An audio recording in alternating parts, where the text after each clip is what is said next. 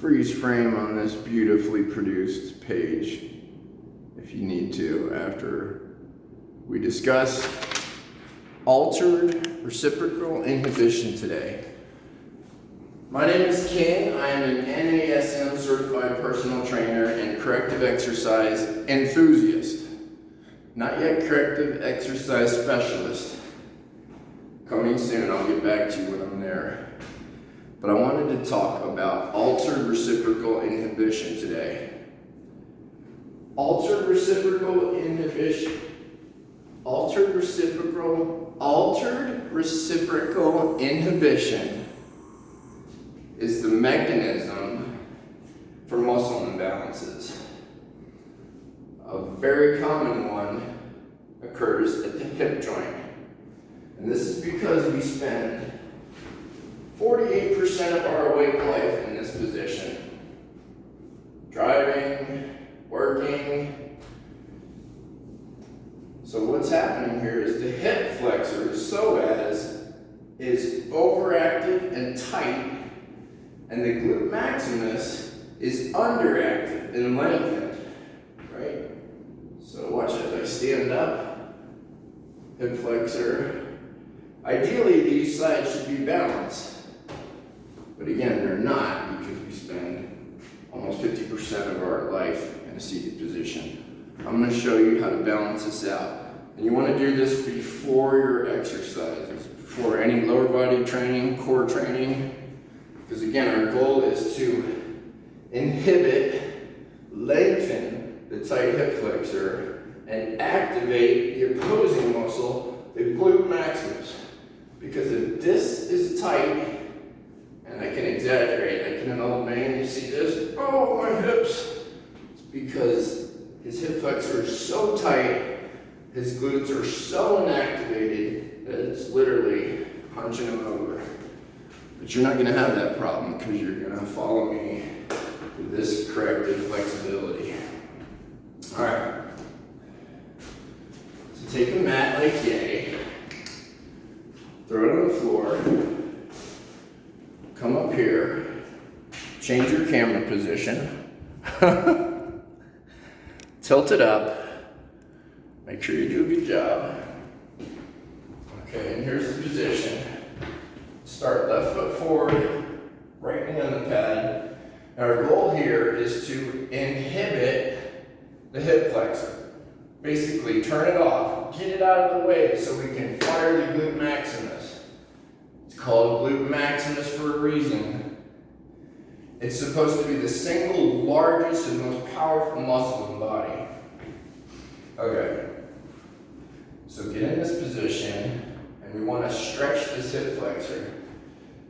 So I'm just going to start pushing, like I'm trying to push my hip towards the wall. I don't want to collapse down. Keep your chest up high. You should start to feel a nice stretch in the hip.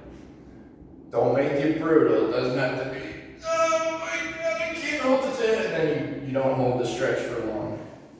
You want to hold this stretch for minimum 30 seconds. More effectively, like a minute. All right, so let's get back in the stretch. So I go to like the point of a little discomfort and then kind of back off. That's my starting position. And now just become conscious of your breathing. And let your body slow down. Each time you inhale, as you exhale, picture this just relaxing, turning into taffy, and stretching a little bit further. Keep breathing.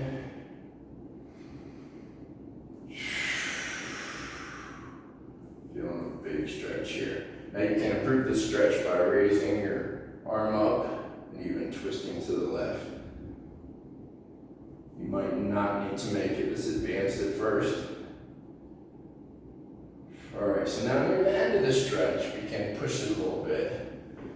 So inhale, and then as you exhale, let it stretch, stretch.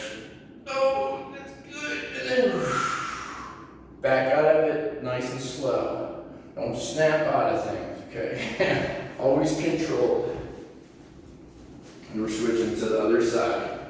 Side B. The color code maps and signs inside the frame. Alright, left hip. Exact same procedure. So I'm pushing this hip now, sort of towards the mirror. And keeping my chest up high. I don't want the chest to collapse because that's going to collapse this angle. You know, keep your mind in the muscle. Remember, what is our goal? Our goal is to stretch the psoas, the hip flexor.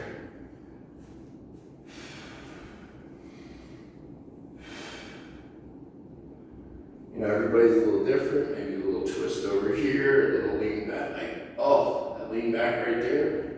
Maybe even a little flexing of the opposing muscle. You know, whatever optimizes the stretch for you. Inhale. Exhale. 3, 2, 1. There we go. All right, my friend, you have just successfully inhibited the hip flexors.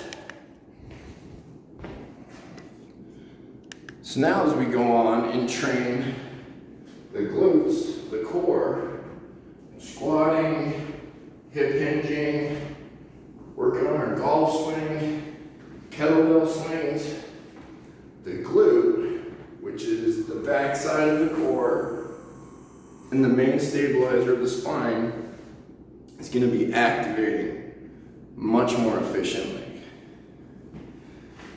Thank you very much for your time. If you have any questions, put them in the comments and I will address them in the next video. Peace and happy holidays.